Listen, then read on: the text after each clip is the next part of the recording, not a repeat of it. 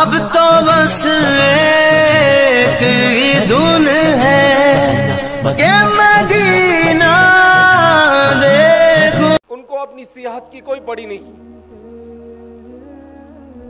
وہ بستر پر لیٹے لیٹے ہمیشہ اسی کی فکر کر رہے ہیں کہ امت کا کیا ہو رہا ہے, انسانیت کہاں جا رہی ہے اور کس طرح کے کام کی ضرورت ہے.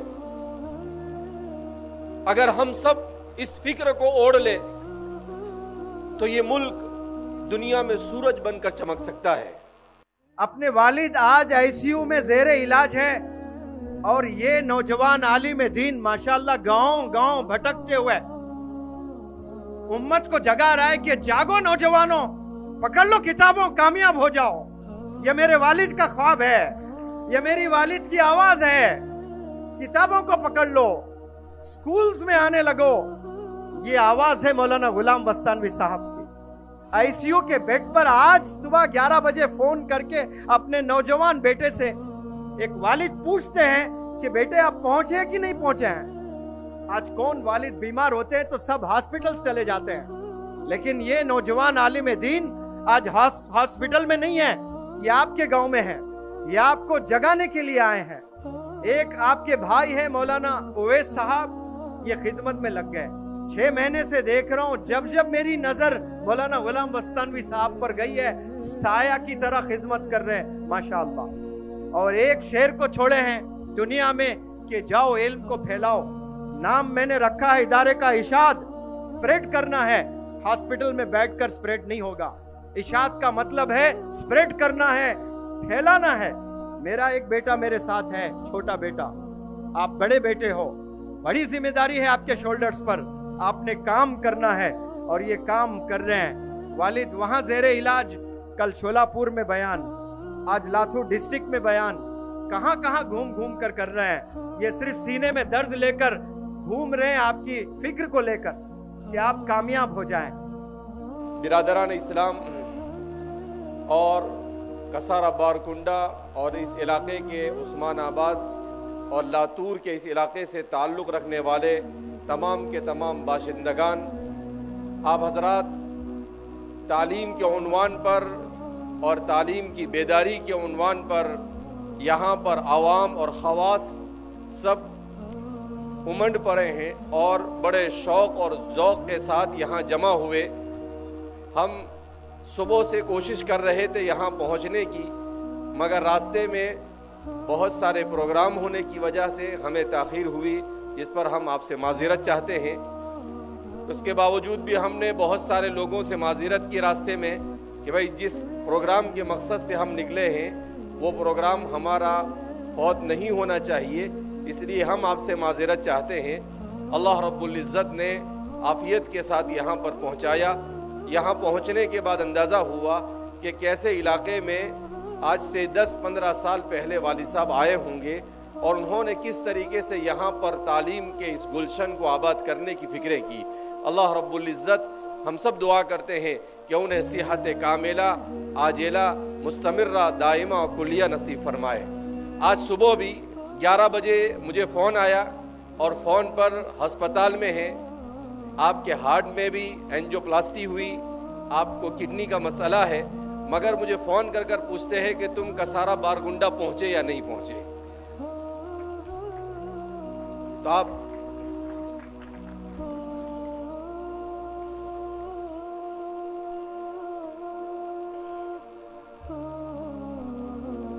اندازہ لگا سکتے ہیں کہ اس شخص کے دل میں انسانیت کا کتنا درد ہے.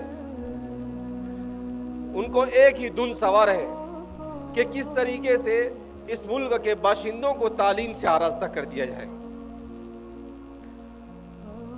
ان کو اپنی صحت کی کوئی پڑی نہیں. وہ بستر پر لیٹے لیٹے ہمیشہ اسی کی فکر کر رہے ہیں کہ امت کا کیا ہو رہا ہے, انسانیت کہاں جا رہی ہے اور کس طرح کے کام کی ضرورت ہے. اگر ہم سب اس فکر کو اوڑھ لیں تو یہ ملک دنیا میں سورج بن کر چمک سکتا ہے. میرے بھائیو, دوستو اور بزرگوں, آج اس دنیا میں 800 کروڑ انسان ہیں، مگر اس دنیا میں درد رکھنے والے دل نہیں ہیں۔ آج کی دنیا میں نفرتوں سے بھرے ہوئے دل ہیں۔ آج کی اس دنیا میں محبتوں کی ضرورت ہے۔ دنیا کا کوئی مذہب، دنیا کا کوئی کانسٹیٹیوشن، دنیا کا کوئی دستور اور دنیا کا کوئی قانون نفرت نہیں سکھاتا ہے۔ دنیا کا ہر مذہب انسان کو انسان کے ساتھ محبت کرنے کا سبق سکھاتا ہے۔ دنیا کا ہر قانون، چاہے وہ کیسا ہی گیا گزرا قانون ہو، مگر کسی قانون میں ایسا نہیں لکھا ہے کہ ایک دوسرے کے ساتھ نفرت کی جائے۔ ہر قانون یہ سکھاتا ہے کہ سب کو آپس میں محبت کے ساتھ اللہ کی زمین کے اوپر رہنا ہے۔ ہم سب ایک ماں باپ کی اولاد ہے۔ قرآن کریم کی جو آیت کریمہ میں نے آپ حضرات کے سامنے تلاوت کی، وہ یہی کہتی ہے۔ آج کا انسان پریشان ہے، وہ یہ معلوم کرنا چاہتا ہے کہ آخر اس دنیا میں انسان کیسے آیا، اس دنیا میں انسان کیوں آیا، اور اس دنیا میں انسان کو کیسے زندگی گزارنی چاہیے۔ قرآن کریم کی اس آیت کریمہ نے بتلایا کہ دنیا کے تمام فلسفے اس کے سامنے پھیل ہے۔ قرآن میں اللہ کیا فرماتے ہیں؟ یا ایھا الناس، اے لوگو، اے ایمان والوں نہیں کہا، اے مسلمانوں نہیں کہا۔ قرآن صرف مسلمانوں کا نہیں، قرآن صرف مومنوں کا نہیں، قرآن پوری انسانیت کے لیے آیا ہوا ہے۔ قرآن پوری انسانیت کو زندگی جینے کا سلیقہ سکھانے کے لیے آیا ہے۔ قرآن کریم اس لیے نہیں آیا ہے کہ دنیا کے اندر میں نفرتوں کو، بلکہ دنیا سے نفرت کو ختم کرنے میں سب سے بڑا اگر کسی کتاب نے رول ادا کیا ہے تو وہ اللہ کی کتاب قرآن کریم ہے۔ قرآن کریم کی جو آیت کریمہ میں نے آپ کے سامنے پڑھی، وہ ایک اتنے عظیم فلسفے کو بیان کر رہی ہے۔ کیا فلسفہ ہے؟ آج اسکول میں ہمارے بچے پڑھتے ہیں، کالجوں میں پڑھتے ہیں، اور جگہ جگہ پر انسان سوچتا ہے کہ انسان اس دھرتی پر کیسے آیا۔ اللہ نے بتلایا کہ انسان اس دھرتی پر کیسے آیا۔ کہا سیدھی سی بات ہے، this is a special creation of God، یہ اللہ کا سب سے خصوصیت کے ساتھ بنائی ہوئی مخلوق ہے۔ اللہ نے اسے بنایا ہے۔ قرآن کریم اسی کو کہتا ہے، یا ایھا الناس، اے لوگو، اتقوا ربکم الذی خلقکم، تم ڈرو اپنے اس پروردگار سے، الذی خلقکم من نفس واحدہ، جس نے تمہیں ایک نفس سے پیدا کیا۔ اللہ نے سب سے پہلے حضرت آدم علیہ السلام کو پیدا کیا، وخلق منہا زوجہا، اور پھر ان سے ان کی بیوی حضرت حوا کو پیدا کیا، اور پھر اسی حضرت حوا اور آدم کو زمین پر بھیجا۔ ان سب کو جنت میں، پیراڈائز میں بنایا اللہ نے، پھر زمین پر بھیجا۔ وہ زمین پر آئے، وَبَثَّ مِنْهُمَا رِجَالًا كَثِيرًا وَنِسَاءً، قرآن میں اللہ اعلان کرتا ہے، اور پھر ان دونوں کے ذریعے سے اس زمین پر انسانوں کی آبادی شروع ہوئی۔ اور آج 2023 میں جب ہم یہاں پر کھڑے ہوئے ہیں تو اللہ کی زمین پر ان دو آدمیوں نے جس گلشن کو اللہ نے جن کے ذریعے سے آباد کیا تھا، 800 کروڑ انسان ہے، اور ان سب کا ڈی این اے، ان سب کا رشتہ اسی آدم اور حوا سے جا کر ملتا ہے۔ ہم آج دنیا میں ایک دوسرے سے نفرت کر رہے ہیں۔ کیوں نفرت کر رہے ہیں؟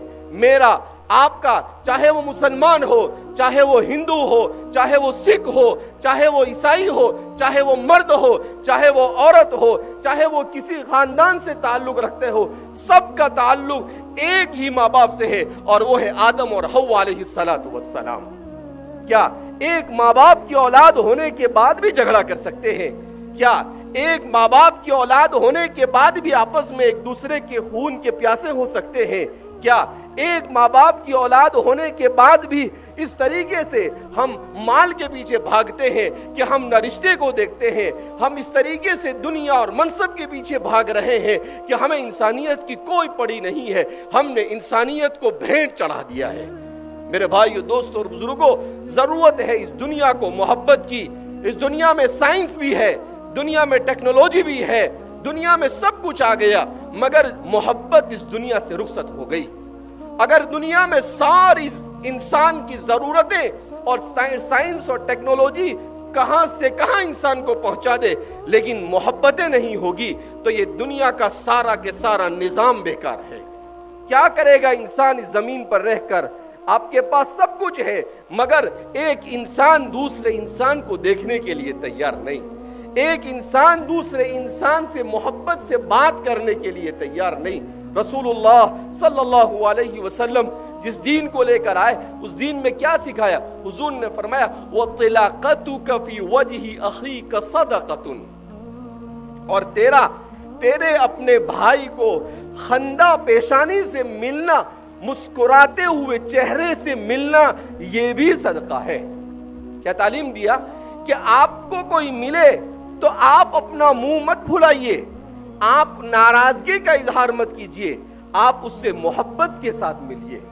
اللہ کے رسول صلی اللہ علیہ وسلم کی تعلیمات کو اٹھا کر دیکھے، آپ نے جانوروں کے ساتھ رحمدلی کا معاملہ کیا، آپ نے انسانوں کے ساتھ رحمدلی کا معاملہ کیا۔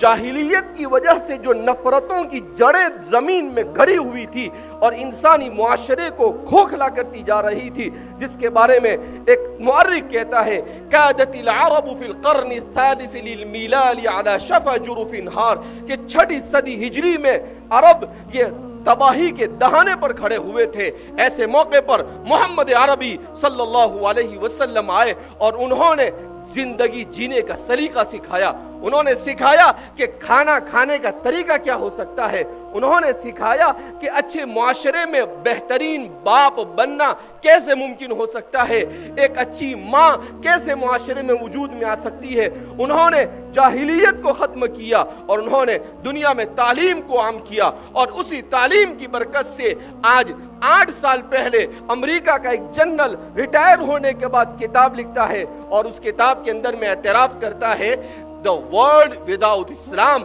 کہ اگر اس دنیا میں اسلام نہ ہوتا تو آج جو تھوڑا بہت امن ہے وہ دنیا میں وہ امن بھی باقی نہیں رہتا۔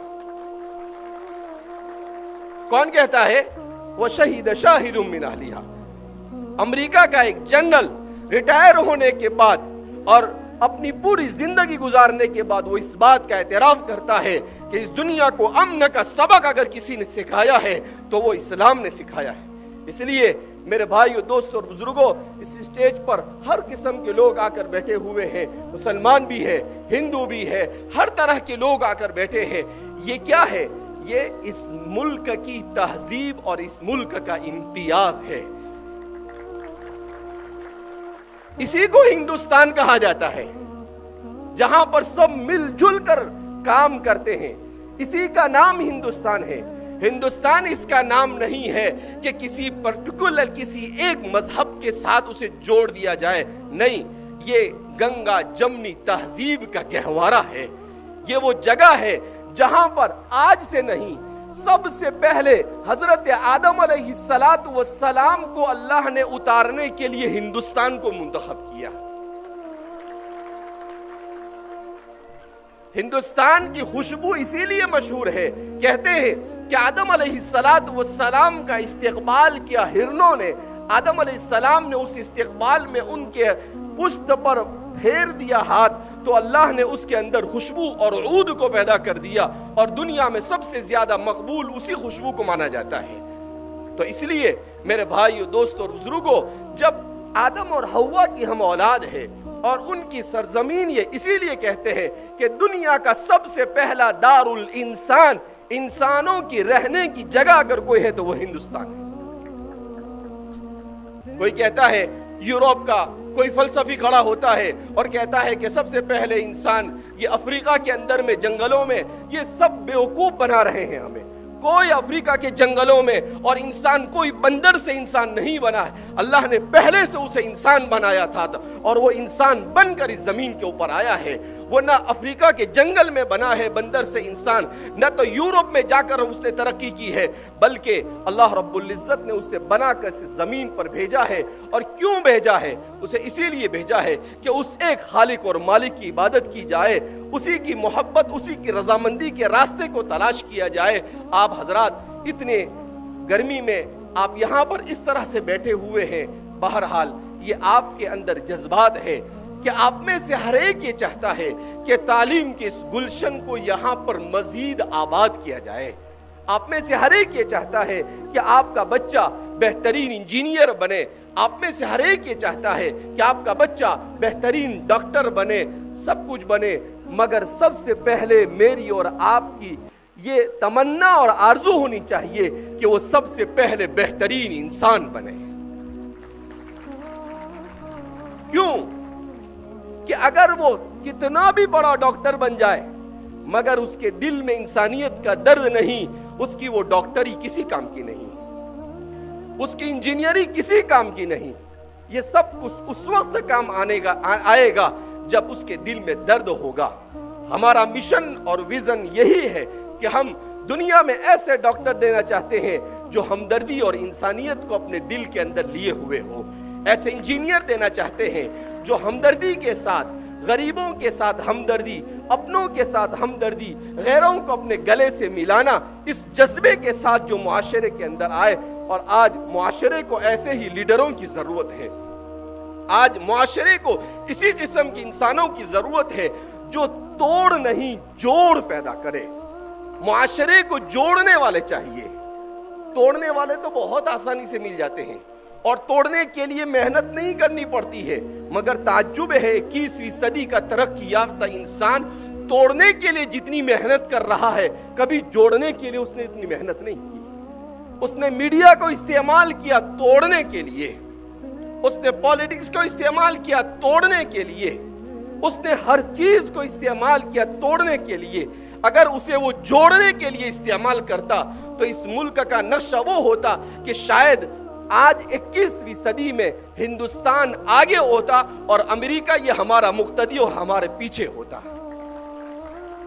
اس لیے آج بھی ہمیں آنکھیں کھولنے کی ضرورت ہے کہ ہم سب مل کر یہ عہد کریں کہ ہم اس زمین کے اوپر محبت کے ساتھ رہیں گے. ہم ایک دوسرے کا تعاون، ایک دوسرے کا کندھے سے کندھا ملا کر رہیں گے، تب جا کر یہ ملک ترقی کرے گا. ورنہ آپ کو اس ملک کی ترقی کا خواب تو دکھا سکتا ہے مگر وہ خواب شرمندہ تعبیر نہیں ہو سکتا ہے جب تک کہ محبت کے ساتھ اس دنیا کے اندر میں جینے کا ہم عہد نہیں کرتے ہیں. میرے اس پروگرام میں چونکہ میری بہت ساری مائیں اور بہنیں بھی شریک ہیں، میں آخر میں ان کے نام بھی ایک پیغام دینا چاہوں گا کہ یہ محبت کرنے والے کہاں سے پیدا ہوں گے؟ یہ ان ماں اور بہنوں کی گود سے پیدا ہوں گے. کیوں؟ اس لیے کہ بچوں کی تربیت کہاں ہوتی ہے؟ سب سے پہلا مدرسہ یہ ماں کی گود ہے. اگر ماں نے محبت کرنا سکھایا تو وہ زندگی پر انسانوں سے نہیں اللہ کی ہر مخلوق سے محبت کرے گا. اور اگر ماں نے نفرت سکھائی تو وہ زندگی پر لوگوں سے نفرت ہی کرتا رہے گا. میری مائیں یہ عہد کر کر جائے کہ وہ اپنے بچوں کی تعلیم اور تربیت کی فکر کریں گی، وہ اپنے بچوں کو بہترین انسان بنانے کی فکر کرے گی. آپ کا بچہ اگر گالی بول دے تو آپ کو خوش نہیں ہونا چاہیے. ہمارے یہاں خوش ہوتے، دیکھو کتنی اچھی گالی بولتا ہے، ایسی گالی جو کبھی آپ نے سنی بھی نہیں ہوگی. ارے بھائی یہ کوئی فخر کرنے کی بات ہے. آپ اگر وہ گالی بولے تو آپ اس کی زبان کھینچ لو، کہا آج کے بعد اگر تو نے گالی بکی کبھی. اگر وہ کسی بڑے کا احترام نہیں کرتا ہے آپ دو کھینچ کر اسے مارو کہ آج کے بعد اگر کسی بڑے کے ساتھ تو نے بدتمیزی کی.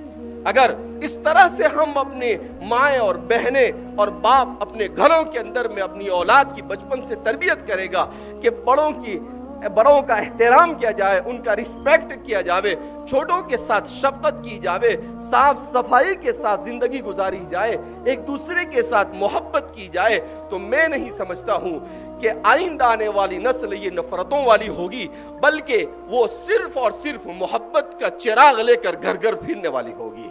میں آپ حضرات سے رخصت لیتا ہوں اور آپ حضرات سے یہ درخواست کروں گا کہ جامعہ یہاں ITI بھی کھولنے کا ارادہ کرتا ہے. جامعہ یہ بھی چاہتا ہے یہاں پر اسکول کا بہترین نظام ہو، یہاں پر لڑکیوں کی تعلیم کا بہترین نظام ہو. اگر آپ نے زمین وغیرہ کے ذریعے سے تعاون کیا تو ہو سکتا ہے آگے چل کر یہاں پر BUMS یا BHMS کالج بھی یہاں پر کھولا جا سکتا ہے، یہاں فارمیسی کالج بھی کھولا جا سکتا ہے. آپ جتنا تعاون کریں گے جامعہ آپ کے ساتھ آگے بڑھنے کے لیے تیار ہے.